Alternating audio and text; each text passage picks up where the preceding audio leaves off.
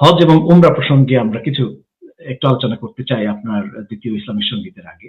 আমি personally feel করি হুজুর, আমাদের নামাজের জুমার খুতবায় অথবা ইসলামিক আলোচনায় আমাদের কিছুটা গাফিলতি আমার এলাকাবাসীর আছে। এটা আমি পার্সোনালি, যেহেতু ওই এলাকায় আমি বড় হয়েছি, পার্সোনালি ফিল করি যে আমরা অনেকেই হয়তো আইদার ঠিক মতো বুঝে উঠি না যে হজ আমার উপরে ফরজ হইল কি হইল না আমি বুঝুম কেমন, অথবা আমার উপরে ফরজ হয়েছে আমি বুঝছি কিন্তু একটু এটা কি বলে, একটু জুম ধরে আসি, মানে আমি বুঝতে পারছি যে আমার উপরে হজ ফরজ হয়েছে, আল্লাহ আমাকে যতটুকু জ্ঞান দিয়েছে, কিন্তু আমি একটু ধুম ধরে আসি যে দেখি করুম একটু পরে, বয়স 60, 70, 80 হোক, অথবা ঘরটা তিনতলা করা শেষ হোক, মেয়েটা বিয়ে দেওয়া শেষ হোক, ছেলেটা বিয়ে করার হয়ে যাক, ছেলেটা মেয়েটাকে বিয়ে তো দিছে, সবই হয়েছে, নাতি নাত করতে হয় নাই, আগে হোক তারপরে, এরকম কিছু না কিছু একটা অশিলা ধরে যাদের উপরে ফরজ আছে আমরা অনেকেই হয়তো নিজেদের অজ্ঞতার কারণে হোক, অথবা কেউ আমাকে তাগিদ দিচ্ছে না, আইদার তার পরিবারের কেউ, অনেক সময় গ্রামের কেউ, হুজুর, অনেক সময় হুজুর আছে এরকম, আপনি একটা ভালো কাজ করতে চান কিন্তু আপনাকে কিন্তু ওই হারুন স্যার বা আমরা কয়েকজনে বললে কিন্তু আপনি হুজুর করবেন অনেক সময়, অথবা করবো কি করবো না আপনি দ্বিধাগ্রস্ত আছেন, আমরা হয়তো বলার পর আপনি করতে আগ্রহী হলেন, এরকমটাও হতে পারে। আল্লাহ আমাদেরকে মাফ করুক। আমাদের উপরে যেহেতু নামাজ, রোজা, হজ, জাকাত, এ হলো চারটা, আর একটা হলো কালেমা, এই পাঁচটা তো আমাদের মূল ভিত্তি। এই ফরজ কাজটা যদি আমার উপর ফরজ হয়, আমি যদি এটা মিস করি তাহলে আমি গুনাহের ভাগীদার হলাম, এবং কাল কিয়ামতের দিন আমি প্রশ্নের সম্মুখীন হব যে আমি তোমার উপরে এই পাঁচটা বিষয় ফরজ করেছিলাম, তুমি একটা মিস করছো।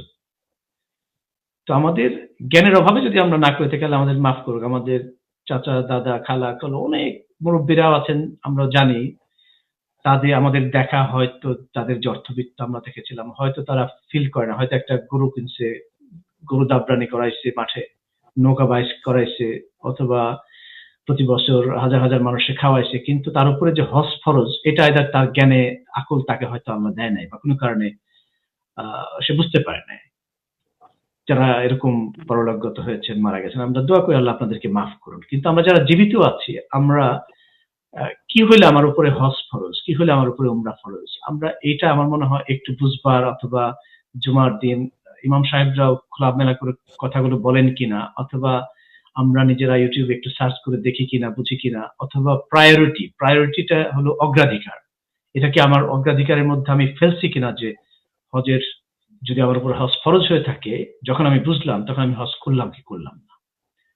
এই প্রসঙ্গে আমার মনে হয় একটু কথা যদি কাইন্ডলি একটু বলেন আমাদেরকে, বোঝানোর জন্য, যে যাতে আমরা একটু ফিল করি যে আমার উপরে হজ ফরজ।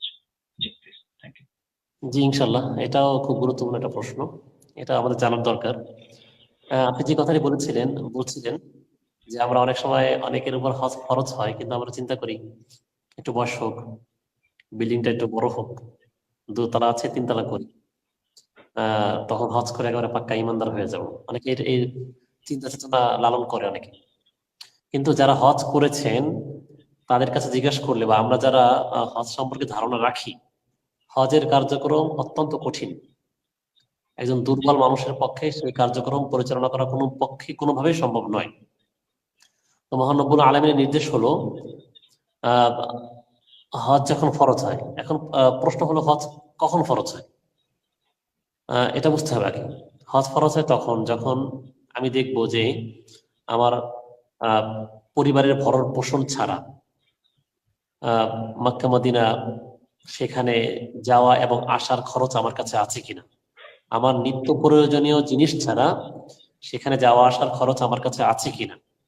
যদি দেখি যে হ্যাঁ আমার যাওয়া আসার খরচ আছে, তাহলে আমার উপর হজ ফরজ। এখন যদি কোনো ব্যক্তির উপর জীবনে একবার হজ ফরজ হয়ে থাকে এবং যদি ওই অবস্থায় মারা যায়, হজ না করে, তাহলে আল্লাহ তাআলা কোনো কঠিন শাস্তি দিবেন। এই জন্য আমাদের মুসলিম যারা আমরা আছি, আমাদের উচিত হলো হজ ফরজ হওয়ার সাথে সাথে হজ করা, বিলম্ব কোনোভাবেই না করা। কারণ এমন হতে পারে আপনি আজকে আপনার উপর হজ ফরজ হয়েছে, কিন্তু আপনি কালকে মারা গেলেন বা 1 বছর পরে মারা গেলেন, আপনি হজ করলেন না, তাহলে কিন্তু এই দায়ভার আপনাকে নিতে হবে এবং আল্লাহ তাআলার কাছে জবাবদিহি করতে হবে।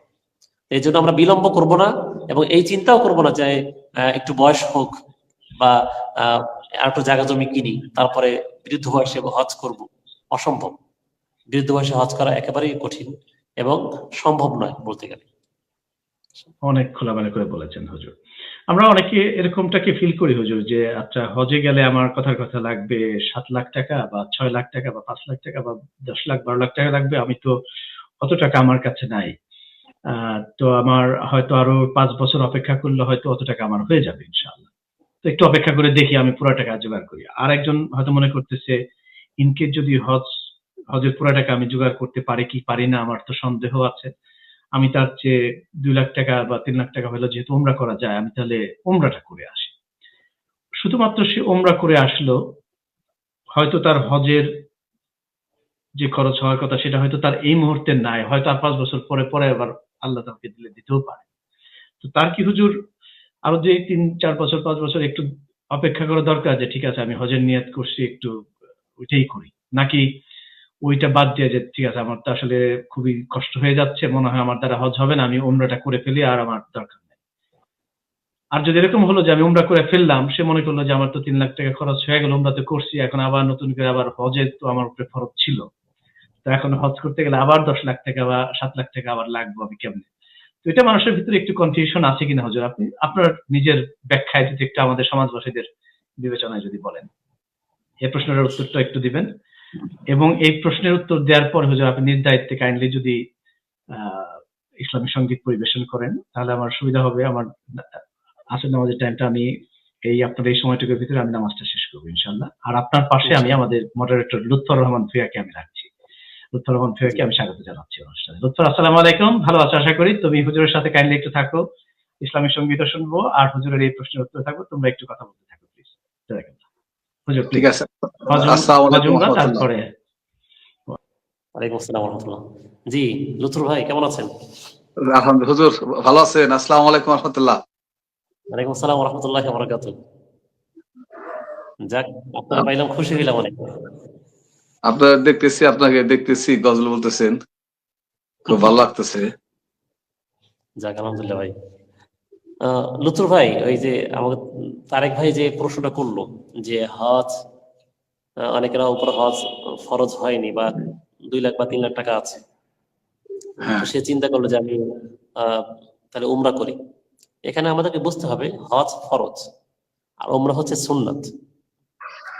যখন আপনার হজের সামর্থ্য হবে তখন হজ জি। করতেই হবে, তারপর আপনি বারবার ইচ্ছা করলে উমরা করতে পারেন, কোনো সমস্যা নেই। তবে হজ ফরজ হলে হজই করতে হবে, এই বিষয়টা আমাদেরকে মাথায় রাখতে হবে। জি।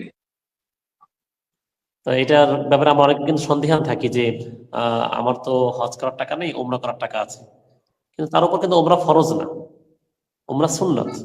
সে যদি করে সওয়াব পাবে, কিন্তু পরবর্তীতে যদি কখনো তার এই সামর্থ্য হয় হজ করার, তাহলে কিন্তু তাকে হজ করতেই হবে। যদি সে মনে করে যে আমি তো একবার উমরা করছি, আমি কেন হজ করবো, এটা ভুল ধারণা, কারণ তার উপর হজ ফরজ হয়েছে, হজ করতে হবে। তাহলে হুজুর একটা বিষয় একদম ক্লিয়ার হলাম, উমরা হজ এবং এই যে বড় হজ এর মধ্যে কি পার্থক্য আছে তাহলে? অনেক পার্থক্য, অনেক অনেক পার্থক্য। বড় হজ আচ্ছা হচ্ছে আচ্ছা। ফরজ, আর ওমরা হজ যেটা আমরা বলি এটা হচ্ছে সুন্নাত। এটা পালন করলে সওয়াব পাবে, না করলে কোনো গুনাহ নেই। কিন্তু হজ ফরজ হওয়ার পরে হজ পালন না করলে তার মারাত্মক ধরনের গুনাহ, এবং আল্লাহ তাআলা বলছেন তার সঙ্গে আমি কথা বলবো না কিয়ামতে।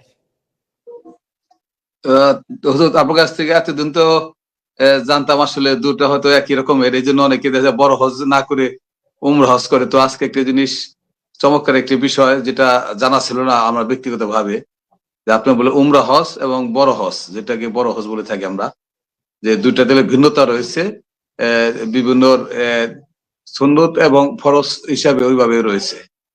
জিনিসটা ক্লিয়ার হলাম এবং যারা দেখছেন হয়তো তারাও ক্লিয়ার হবেন।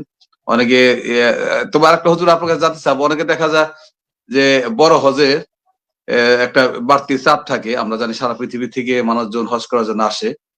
তো যারা বয়স্ক বৃদ্ধ হয়ে গেছে গা, তারা অনেক সময় দেখা যায় উমরা হজকে বেছে নেয়, যে উমরা হজে একটু গ্যাদারিং কম হয়, লোকজনের উপস্থিতি কম থাকে, তারা দেখা যায় স্বাচ্ছন্দ্যে হজটা করতে পারে। তো এই ক্ষেত্রে কোরআন হাদিসের আলোকে কি মসলা রয়েছে? হ্যাঁ ভাই, এটা ভালো একটা প্রশ্ন, এটা খুব গুরুত্বপূর্ণ একটা পয়েন্ট। দেখা যায় বিরুদ্ধ হয়ে গেছে কিন্তু তার উপর হজ ফরজ হয়েছে। জি। তবে এখানে একটা বিষয় লক্ষণীয়, হজ ফরজ হওয়ার জন্য দুইটা শর্ত, একটা হলো তার সামর্থ্য থাকতে হবে, আর একটা হচ্ছে শক্তি থাকতে হবে। খেয়াল জি করবেন, জি একটা সামর্থ্য, একটা শক্তি। এখন আপনার সামর্থ্য আছে, টাকা পয়সা ঠিকই আছে, কিন্তু আপনার শক্তি নেই, তাহলে আপনার উপর কিন্তু হজ ফরজ না। এই হচ্ছে একটা দিক। এই জন্য যদি তারপরও যদি কোনো ব্যক্তি যদি ইচ্ছা করে যে আমার তো টাকা পয়সা আছে কিন্তু আমার শক্তি নেই, তাহলে সে উমরা করতে পারে, কিন্তু যদি এটাও চায় যে আমি আমার পক্ষ থেকে একজন বদলি হজ, মানে আমার পক্ষ থেকে একজন হজ করে আসবে, সে সব টাইম পাবো, তো এটাও করার সুযোগ আছে ইনশাল্লাহ। এটা কি আসলে দেখা যায় পরিবর্তে প্রক্সি দেওয়া আর কি, যেটা বলি আমরা অনেক সময়।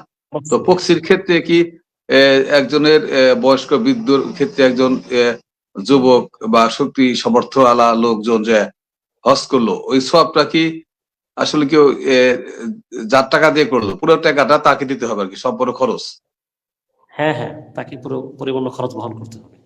খরচ বহন করতে হবে, এবং সবটা কি যে হজ করতে পারছে না সে কি পুরোপূর্ণ সবটা পাবে? হ্যাঁ, তার আমল নামে তার সওয়াব লেখা হবে, এবং যিনি হজ করেছেন তিনিও তার সমপরিমাণ সওয়াব পাবেন, কারণ তিনি তাকে সহযোগিতা করেছেন। তাহলে আজকে যেহেতু আপনার কাছে একটি বিষয় ক্লিয়ার হলাম, তো আমাদের মাঝে অনেক সময় দেখা যায় অনেক বৃদ্ধ আছে, তারা হজ করতে যেতে পারেন না। তো আমরা এই barakli.com সম্মিলিত প্ল্যাটফর্মে জানাতে চাই, যারা ভিউয়ার্স রয়েছেন বা পরবর্তী যারা দেখবেন, যদি আপনি মনে করেন যে আপনি হজে যেতে পারছেন না, মূল হজে আপনার শক্তি সমর্থন নেই, তাহলে আমরা এটার মাধ্যমে জানাতে চাই, আমরা যদি আপনারা যদি এরকম মনে করেন যে barakli.com এর মাধ্যমে যদি কোনো সমর্থবান সবল ব্যক্তি যদি হজ আপনারা পাঠাতে চান, তাহলে ইনশাল্লাহ আমরা barakli.com মাধ্যমে আমরা ওরকম লোক দিতে প্রস্তুত আছি। এটা আপনার মাধ্যমে জানাতে চাই ইনশাল্লাহ। ইনশাল্লাহ। হুজুর জি। জি, সঙ্গীত শুনি, আমরা সঙ্গীত শুরু করেন।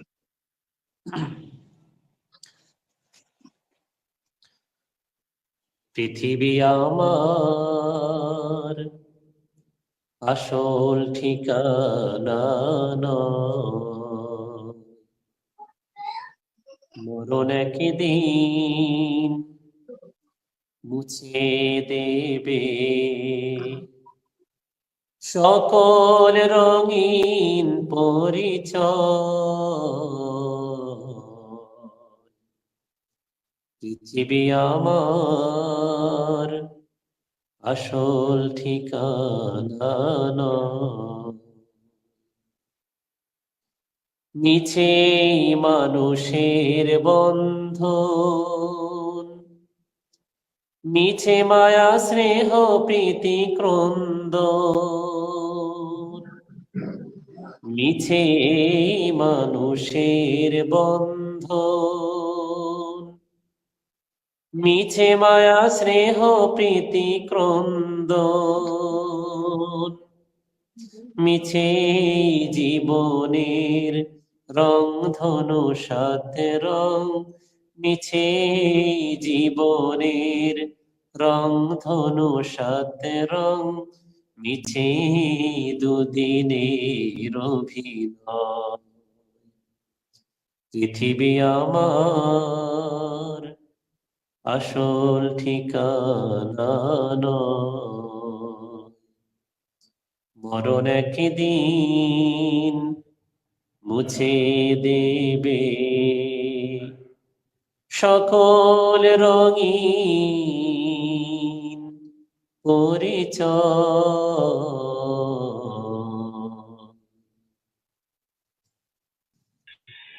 মাশাআল্লাহ, মাশাআল্লাহ, মাশাআল্লাহ।